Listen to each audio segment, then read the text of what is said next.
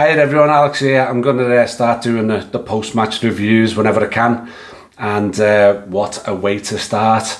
Liverpool 4, Chelsea 1. Brilliant, absolutely brilliant display. It was as good as I've seen Liverpool in a couple of seasons, let's be honest. And from start to finish, they were sensational. And it's been coming. At the beginning of this season, you know, we all knew last season was a write-off. Lots of players aged at the same time. We had to rebuild the midfield. Everyone knew it. So to come into the new season, you know, we were all probably hoping to do well. You know, sort of be in the mix would be good enough if you're rebuilding your team, but not a bit of it. I mean, the team started well. We got the results. We weren't playing to the max. New players were bedding in. Jürgen was chopping and changing with these new players, trying to figure out the best formations. Players were getting to know each other. But as time has gone by this season, you've seen the evolution of this team, this squad. It's not a team, is it? It's not a team of 11. It's the entire squad that has been utilised. We've made more changes this season than any other team. And yeah, we've just continued to get better and better and better. And I mean, you could see it. You could see we were getting the odd, you know, at first we were grinding results. Then we were getting good displays in the results, but then there'd be a little bit of a drop off. But now, this last, I don't know, let's say month, just over a month, we have been sensational. I mean, we battered an informed Bournemouth away 4-0. I know Norwich are no great shakes, but we put 5 past them. And Chelsea, I mean, they've been on a good run, but they've played rubbish teams really. But you know, these are at the moment a mid-table team. But they never had a chance in this game. We just swamped them from the first minute to the last. And 4-1 really should have been, in reality, a missed penalty. Hit the woodwork 4 times and missed a few other chances. It could have been 8-1. It really, really could have been 8-1. And don't forget, this was all done. This shows the evolution of this squad, because this was done without our number 1 goal scorer, our only specialist defensive midfielder, our world-class left back, and our world-class right back. They're all out, and none of them started today. Yeah, a couple of them came on, but you know, we've done it with an attacking midfielder playing in defensive midfield, a centre-half playing at left-back, and a young lad, who of course we will talk about a little bit more, playing at right-back. And it's, I mean, to be able to put together a squad like this, and to be able to get them gelled like this, takes a mastermind of a coach. And Jürgen Klopp has done absolute miracles to get it. And I mean, I want to say it again, that today was absolutely sensational football. I mean, no team at the moment is playing better, and no team can live with us. They just can't live with us, and we're getting better. You know, it's going to get better again. So where will it go by the end of the season? Just a few things about where this puts us. I mean, we all know we're 5 points clear, but there's a few down things here. So home form, we're first. Away form, we're first. Obviously we got the most points, but we've got the best home defence. We've got the best away defence. We got the most wins, the least defeats, and the joint most goals scored. And our goal difference is +5 over everybody else, at least +5 over everyone else in the league. It's sensational. So I could wax lyrical about just about every player today. And, you know, there were everybody, I did the player ratings and everybody got an 8, a 9 or a 10. That's how good it was, apart from the subs, because they only get a little bit of time to play. But I'm not gonna go on about the rest of the team, because this today was all about Conor Bradley.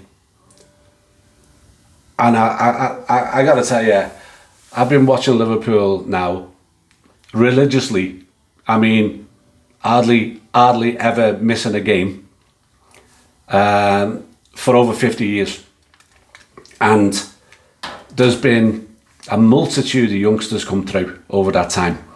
You know, the Michael Owens, the Robbie Fowlers, and loads of others who sort of came and went, didn't quite make the grade. But never have I seen a young fullback come in and make an impact like this. It's sensational, he has been. I mean, the other day, he was man of the match. Today, he was man of the match. Virtually everyone gave him the score of 10 out of 10. He's played 2 league games. He's got 3 assists and a goal. 3 assists and a goal, 2 league games. And but it's not just that. I mean, you know, you could get lucky, couldn't you? You know, you could bomb up the wing and you throw one in and someone gets on the end of it and you get yourself an assist. It's not been like that. He has been defensively, he's an A1, right? No one gets past him. When he came on against Arsenal, right, in the FA Cup, Martinelli just could not get past him. Martinelli was actually a threat until Conor Bradley came on. And then today, he had Sterling, and then he had that other fella, can't remember his name now, to take care of, and they didn't get a sniff either. So he's defensively brilliant. He's tactically brilliant. He's disciplined in what he does. So he knows when to bomb forward. Take a look at his goal today, and you'll see when the play is actually happening. He's actually one of our most defensive players, but he spots it. He spots what's going on, and he just bombs past his marker into the wide open space. And Luis Diaz had all the time in the world to pick him out. Great pass by Lucho. But then, I mean, he's running flat out. He's got to outpace the defender. He's got to look up. He's got to see where the goalkeeper is, and he does something that is quite brilliant.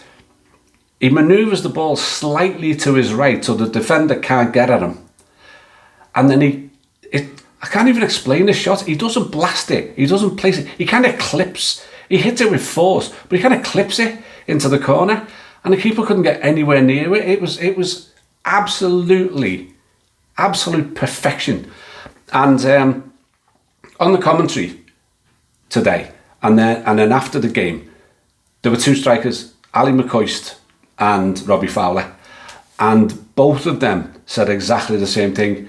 That is not a finish you ever see from a right back, from a full back. It just shows the technical ability of this lad. His positioning is perfect at all times, and his attacking instinct. Again, you know, as I said before, you can throw a ball in, but he doesn't throw balls in. I mean, he actually should have 4 assists, because the one he laid back the other day, that I think Cody Gakpo missed it, didn't he? Yeah, Cody Gakpo missed it, but he was stretching for it, and he put his foot around and pulled it back.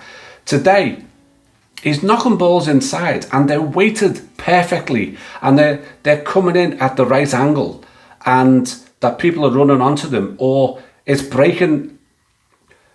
I don't want to say this, you know, normally you break the lines that way. He's breaking the line sort of diagonally and from the wing, and he's pulling them back into the right spot.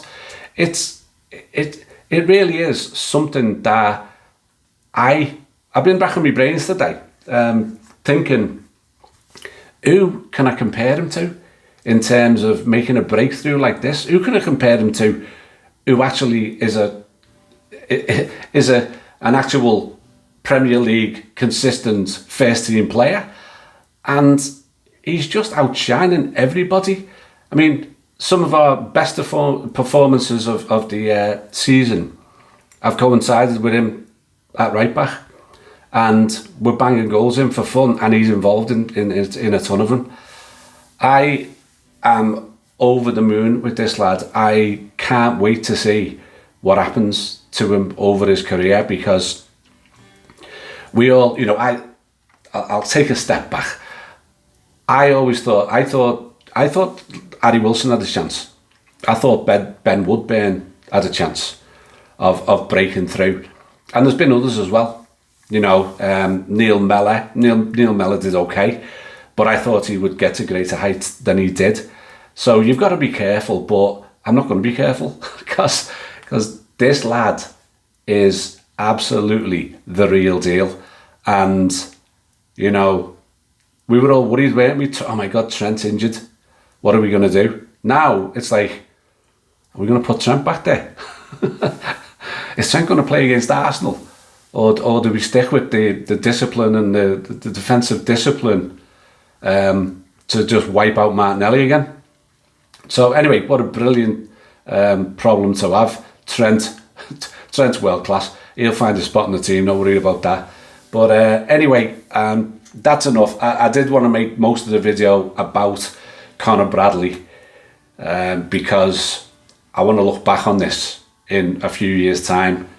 And I think we've got one of the talents of a generation in our team, and I you know what, I have got such high hopes for what we're going to do over the next 4 months, and I'm pretty sure that you have too. All right, everyone, all the best. Talk to you soon. You never walk alone. Cheers.